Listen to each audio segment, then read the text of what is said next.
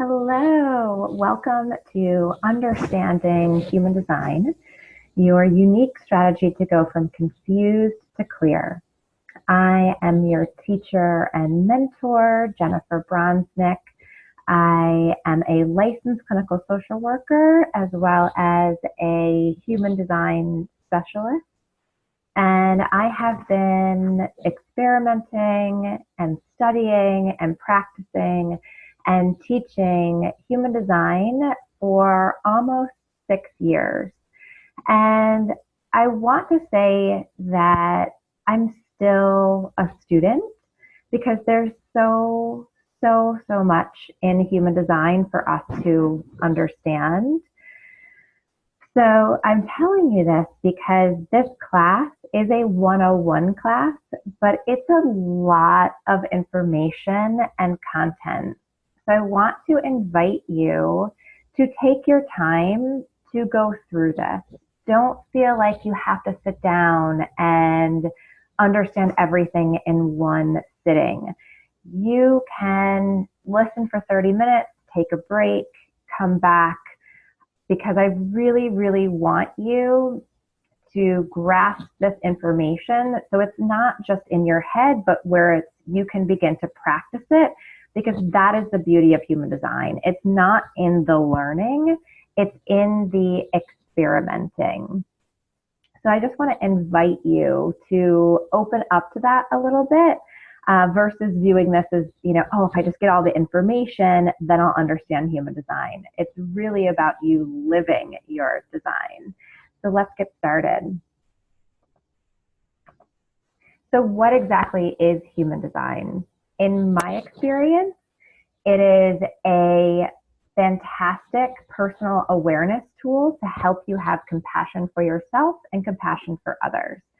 It's also a cutting-edge personality assessment tool that is based on your birth information. So that means no long questionnaires, based on these questions that, may be true one moment and not true the next.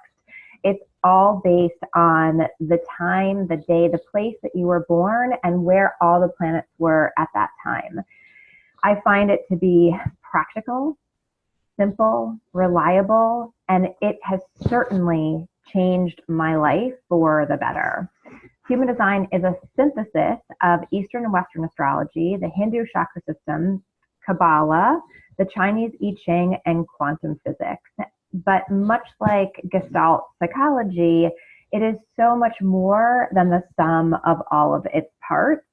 But oftentimes we have to, in order to learn something, we kind of have to dissect it all and go through all of the little parts in order to really feel that whole of information that's ultimately going to make our lives so much better. So what can human design do for you? So I'd like you to just take a moment and close your eyes and take a deep breath. Put both feet on the floor. And ask yourself, what do you really want in your life? And how do you want to feel when you wake up every single day and when you go to bed every single night? Allow that to just bubble up. If you have a pen, you can open your eyes and write that down. And I believe, because of my own experience with human design, that it can really open up the possibility of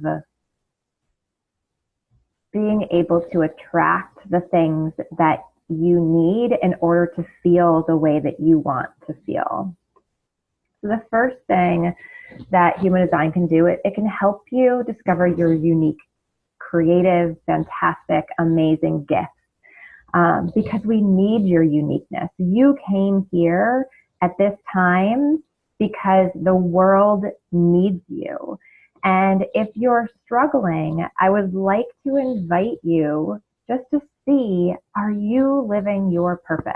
Are you doing exactly what you're uniquely designed to do? And just allow that question to exist. Don't try to figure it out. Don't try to answer it. Don't, worry or put pressure on yourself to figure it out. I would love for you, if you haven't figured it out, what are you curious about? What are the things that you're interested in? If you walk into a bookstore, where are you drawn to? So just allowing yourself to be open to things that you may not have tried yet, including human design. So it can help you understand your behavioral patterns and habits. Why are you doing the things that you're doing? Is it based on old conditioning, based on who your parents were and their energy? So we sort of get into these, rote habits of, oh, this is just how we're supposed to be. Or are you living out your truth? And I find that human design can really help you release any of those judgments around other people and yourself, which can, that alone, I think, is the healing nature of human design, is when we can release any of those judgments. It can also help us show the path for our potential for growth and know, okay, well, growth isn't like similar to this image. It's not necessarily like that. Sometimes we have to sit as the seed for a really long time while we're waiting for the right information to come along. So it's having compassion around your potential for growth, how you grow, not comparing yourself to other people and how they're growing. It can show you why you carry pain where you do. It can show you how open you are to the energy of others, which then sometimes creates suffering in ourselves. And it can also show where we might be vulnerable to that energy so that we're able to protect ourselves and respond in ways that are both empowering for ourselves, but also compassionate to other people. Because everybody is in this crazy life journey. Nobody really understands, why do bad things happen? Why am I suffering? And we're going to talk more about that through this class, but human design can be a fantastic tool to understand the why, but also the how. How do you take correct aligned action in order to really live out your purpose and thereby experience less pain and suffering? It can also help with decisions. I mean, how many times have we had something show up in our life and we have to figure out, well, should I do this or should I do that? Maybe it's a job opportunity. Maybe it's moving. Maybe it's having another baby. These are all massive decisions. And so often we feel insecure. We worry, am I doing it wrong? So human design can really help you with having accurate and reliable decision-making strategies, which takes a lot of that pressure and a lot of that, needing to defend our truth to others because we know our truth is correct for us. So this is the human design mandala. And I love this picture because it shows everything in such a beautiful way. So you see all the gates, you see the planets, you see the body graph. We're not covering all of this in the class today because that would take hours and hours. So today we're going to really look at the body graph. And so what you see here is that there are 9 energy centers. So we have the head, which is the top in yellow or white, depending on whether you have that open. If the center on your chart is white, it just means you have that energy inconsistently. Not that you don't have it, it just means that it's going to fluctuate. So we have the head, the ajna, the throat, the G, the will, the sacral, the solar plexus, the spleen, and the root center. So the head center is all about inspiration, ideas, mental pressure. So we're going to feel that pressure to figure things out, to answer questions generally with the head center. And we all get ideas, we all get inspired, but sometimes depending on our centers and whether they're open, it will feel different. The ajna is the center for concrete thinking, analysis, data, processing, and storage of information. I also feel like it's part of that storytelling center. The throat center is for communication and manifestation. The G center is the center for self-identity, love, direction. The will or the ego is about money, power, and money, ego, and willpower. The sacral is that center for workforce and life force energy. That's the creator. That's getting things done in the world. They're, the builders. The solar plexus is where we process our emotional energy. The spleen is the center for intuition, time, survival, and health. And the root is adrenal pressure and stress. Really, it's that center where it's like, let's get stuff done. So I'm going to invite you to, if you haven't yet, to pull out your human design chart or the charts of anybody that you have in your family that you want to, explore a little bit deeper. We're going to go through the colored and white centers, otherwise known as defined or undefined centers. So they're colored, they're defined, they're white, and they're open. So when you have a defined center, it means that you are radiating out that information into the world. It's who you came here to be. You have this energy consistently, and generally you will, if someone says something about this energy, you will say, oh yeah, that makes sense. Where you have white in your chart is where you are open, meaning that you're receiving energy from others, but oftentimes magnifying that energy. So this is where we have the most potential for wisdom. It's also where we can sometimes get conditioned by others and start to behave in a way that is not necessarily true to ourselves or true to our soul's purpose. So this is where we really, really want to begin to look and understand. And just so you understand, the whole, everything that you're seeing in the chart. So there's 64 gates, and the numbers are the gates. There are activated or defined gates, and they're either going to be black, red and black, or red. The black is unconscious, the black is conscious, the red is unconscious, and the red and black would be a mixture of both of those.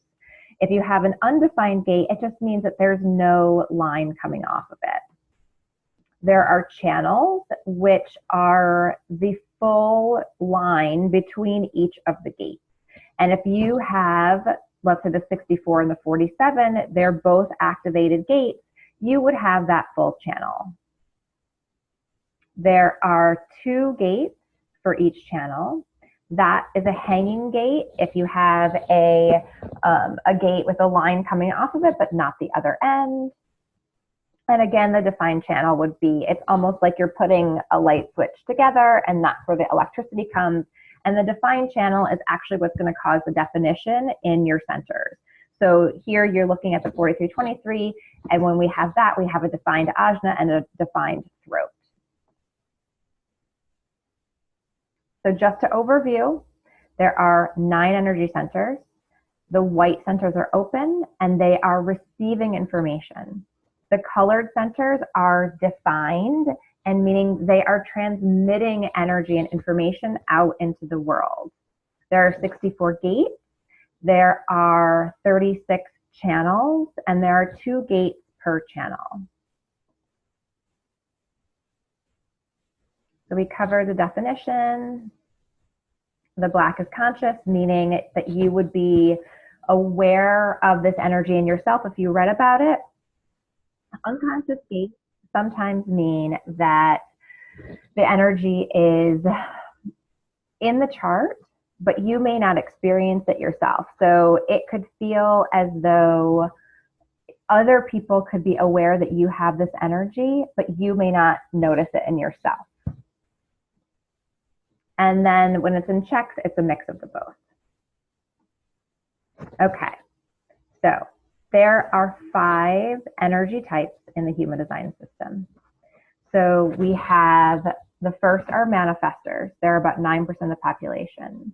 There are generators, 37%, manifesting generators, 33%, projectors, around 20%, and reflectors are the rarest, and they are less than 1% of the population. There is no good type. I hear this all the time. because I think people look at percentages. Oh, like if it's more rare, it's better. Every single one of you is rare and special and unique. And it's not about looking at the numbers to gauge our worth. You are inherently worthy and wonderful no matter what your type is. Because I often will have readings and it's like, oh, I wish I was this type. But I just want to invite you to honor and love and accept the type that you were born into, and that it was for a very, very special purpose. And each energy type has a very specific role, and the world needs all of it. We couldn't just have one type. There wouldn't be that balance. So there's so much beauty in our diversity. So the manifestors are sort of the producers. They're here to get the ball rolling, imagining like they're the money guys, you know, not that they have lots of money, but it's like, let's get going. Like I have this idea, we're going to initiate. So their aura is an aura of sort of pushing out. So pushing out the energy, kind of this get out of my way aura. They don't have consistent energy to work like generators do, which we'll talk about. Because of that, they need to take frequent breaks and honor the fact that they need to initiate, but not necessarily do all the hard work. The generators are sort of the crew, the actors. They're providing that workforce energy. They're getting things done. They are builders. They are the people who get turned on when they're in the right work. And that is so, so important for generators to get through that. There's manifesting generators, similar to generators, just a little bit of a different learning style. So generators have a stair-step learning curve. Manifesting generators tend to learn quickly and then make mistakes. They have to go back and fix them. So really honoring yourself. If you are a manifesting generator and feel like I keep messing up, that's okay. That's your learning style. Projectors, they're here to guide and to direct others. They're here to do that through invitation, because similar to manifestors, they don't have that consistent energy to work all of the time and need frequent breaks.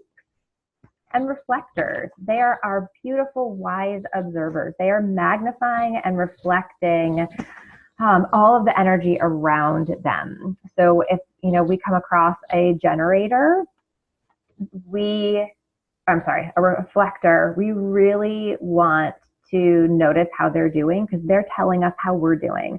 So if we can really honor that energy, it's so beautiful when everything is working together. So quick overview, manifestors are initiating, generators are the workforce, manifesting generators are the workforce, projectors are guiding and directors, and reflectors are mirroring back how we are doing. So each type has a very particular strategy for how they operate in the world. So make sure you're getting your chart out, you know what your type is. So the strategy for manifestors, in order for them to experience peace in their life, which is what they're seeking, is to inform others before they take action. And what this does is it really allows people to kind of see how it's sort of like split, like it allows people to move out of their way so that they can get the ball rolling. They will likely feel anger if they are stopped in their creative flow. This is not personal, okay?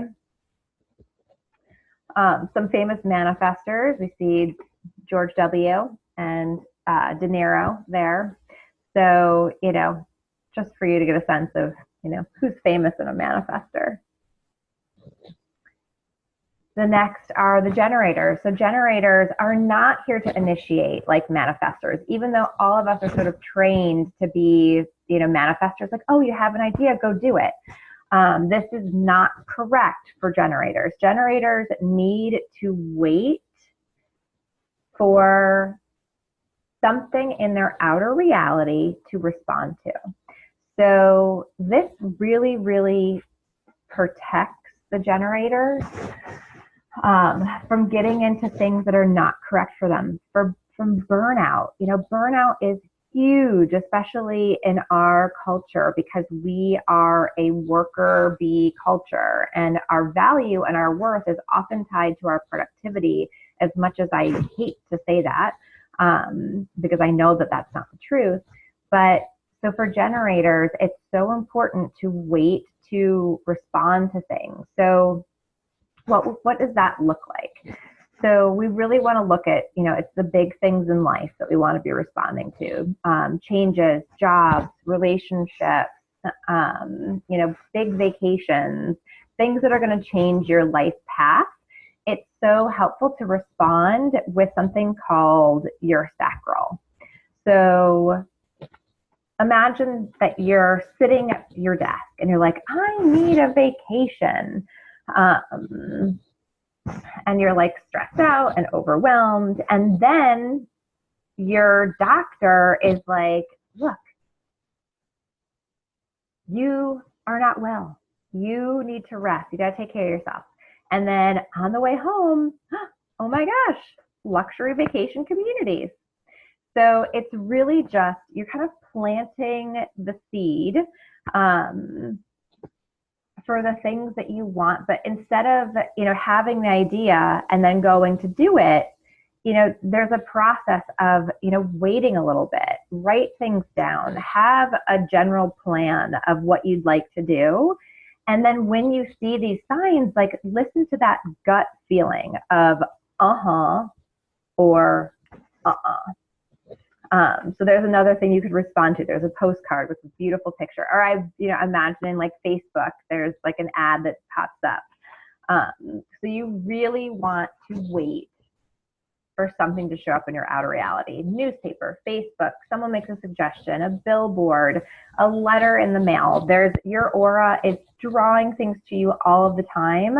So just trust me that there will always be something for you to respond to with the sounds Generators that are famous, well, Elvis, he looks so handsome when he's young, and Einstein, of course. Okay, manifesting generators. Similar to the generators, so we still have to wait to respond.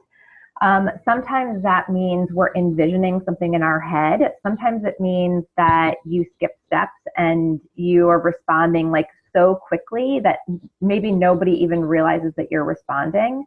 But the second part that's so important is once you've responded, you are going to want to inform other people that are going to be impacted by your decision. And what this does is it lets you stay in the flow, and it allows people to not feel angry and frustrated at you, and for you not to feel angry and frustrated at them.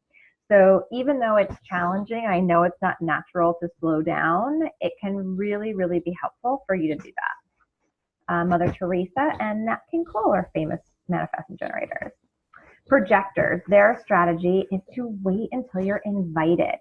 So, and this is really for those big, big things, moving, careers, all of that. It could be an invitation in the mail. It could be a Facebook message. It could be a phone call. It could be you're in a class and someone says, hey, do you want to have coffee? It could be you're at an event and you're standing in a room full of other people and you look across the room and you just feel this like energetic connection that you both start like walking together, and that could be an invitation.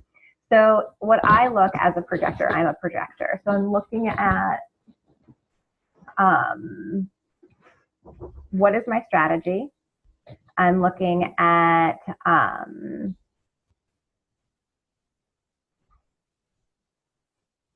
sorry, lost the train of thought for a second. I'm looking at who's recognizing me, who is seeing my gifts, who is, really, really honoring my energy, versus in the past, I might have chased after people or chased after opportunities, and this is not correct for projectors. So we really want to keep our tank full with things that we love. So having fun, going somewhere playful, doing something that you really, really enjoy is so important if you're a projector. And oftentimes that's when the invitations are going to come. So again, you don't have to be invited to go to the movies or to a cafe. If that's what your soul wants to do, then you should go and do it.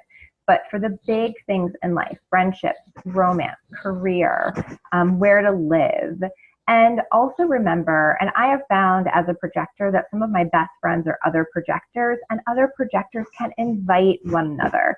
So if you know someone's human design type and you both happen to be projectors, invite one another. If you're a generator, invite a projector if you recognize them. You know, that's the biggest piece. So always wait to be asked or invited before you share your beautiful, amazing gifts of guidance and direction with others, because they may not recognize them as valuable. If imagine you're, standing on your soapbox telling them what to do. It's so much different when you wait for that recognition. And Barbara and Kennedy are famous projectors. And the last type is the reflectors. So reflectors are lunar beings. So their energy is really corresponding with how the moon is moving through all the different phases. So if you are a reflector, you are really here to wait through that whole cycle. You are totally open. So you're receiving tons of information and energy from others, and it can be overwhelming. And if you are feeling disappointed at how life is, I would invite you to look at where you're living and who you are spending your time with, because this is so, so important. So they want to wait for 29 days for their decision-making process, which is their strategy, which is, imagine that, like, it's a little challenging. But if you have those big decisions, I really want to invite you to take the time that you need to talk to your friends, to feel through how, everything is going. And Michael Jackson and Sandra Bullock are famous reflectors. So again, the strategies. There's manifestors. They need to inform before taking action. Generators wait to respond. Manifesting generators wait to respond and inform others before taking action. Projectors are waiting for invitations, and reflectors are waiting one full moon cycle while discussing your options with other people. So we covered type, the role, strategy, and when you don't play your assigned role, if you're a projector, you're trying to be a generator, or if you're a generator trying to be a manifestor, your life will have a lot of resistance and more challenges than you need to have. So it's not that this is a restriction on you, it allows you to really be yourself. I kind of look at it like, with children, we want to put boundaries on, where they can go that's safe. But within those boundaries, they're free to play, they're free to express themselves, and they feel safe and protected when they have sort of these, these unspoken or spoken rules that they can follow to, live out the things they want to do. So don't think of your strategy as sort of like a punishment. And oftentimes, especially with projectors and the waiting for recognition, or generators, this can be really challenging.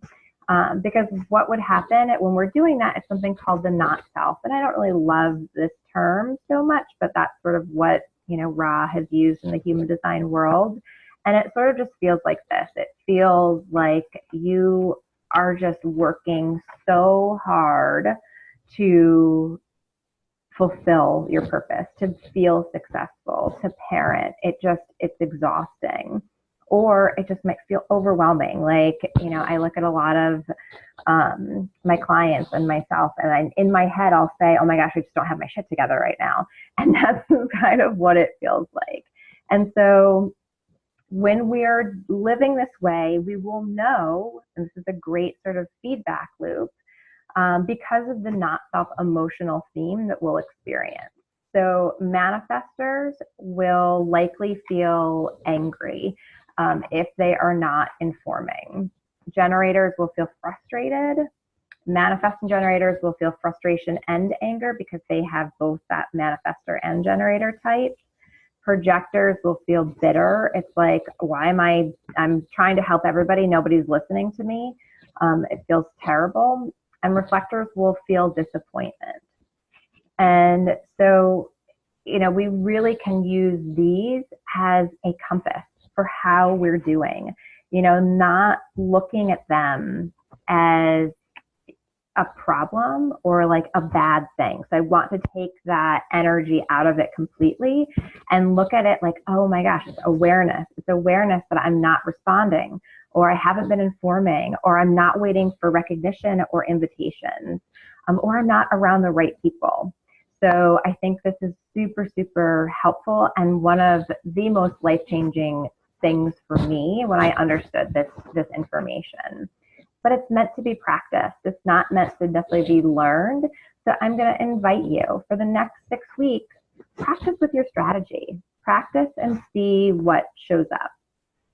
The next part, once you're practicing with your strategy, is decisions. Decisions.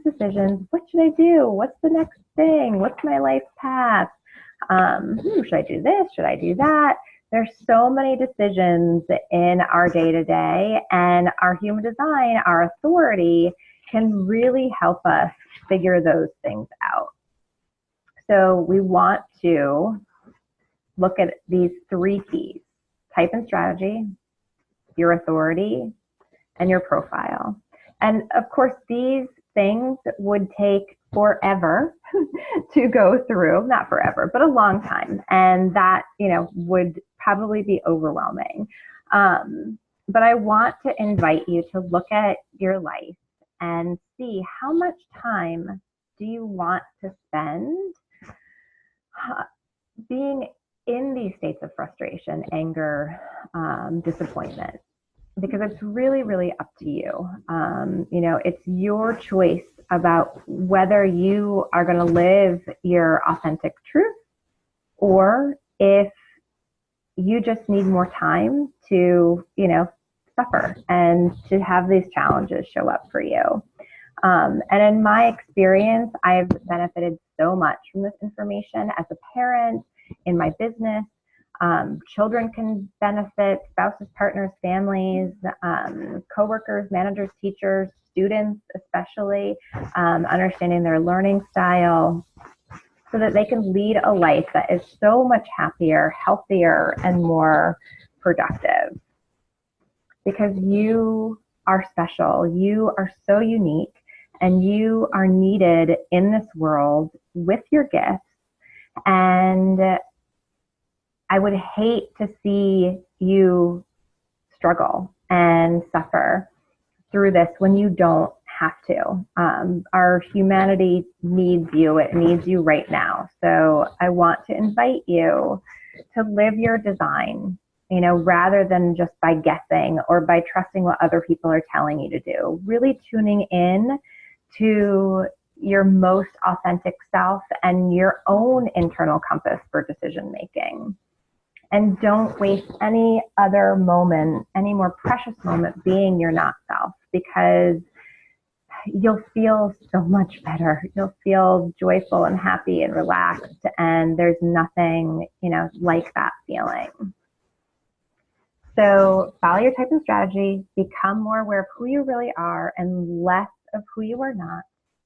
And thank you so much for taking the time to explore your human design with me. If you want to learn more or have a private reading, you just have to go to www.themindfulfamily.com.